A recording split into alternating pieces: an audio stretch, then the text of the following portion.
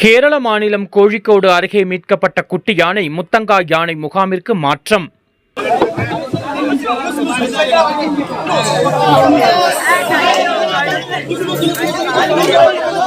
கோழிக்கோடு அருகே தொட்டில்பாலம், காவிலும்பாரா பஞ்சாயத்தின் சூரணி, கருங்காடு பகுதிகளில் தாயை விட்டு பிரிந்த ஒரு குட்டி யானை பல நாட்களாக சுற்றித் திரிந்தது. இதனால் உள்ளூர் மக்கள் அச்சமடைந்தனர்.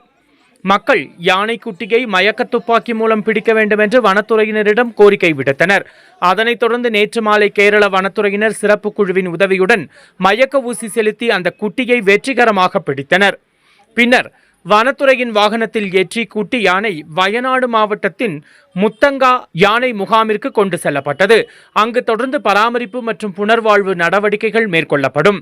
முகாமில் உள்ள அதிகாரிகள் குட்டியின் உடல்நிலையை நெருக்கமாக கண்காணித்து உணவு, மருத்துவ உதவி மற்றும் பாதுகாப்பான சூழலை வழங்குவார்கள். அது மீண்டும் காட்டிற்கு விடப்படுவதற்கோ அல்லது மற்றொரு யானை கூட்டத்தில் இணைக்கப்படுவதற்கோ போதுமான வலிமை பெறும் வரை அங்கு பராமரிக்கப்படும். வைல்ட் லைஃப் வால்பாறைக்காக நமது செய்தியாளர் கோழிக்கோடு சமீர்.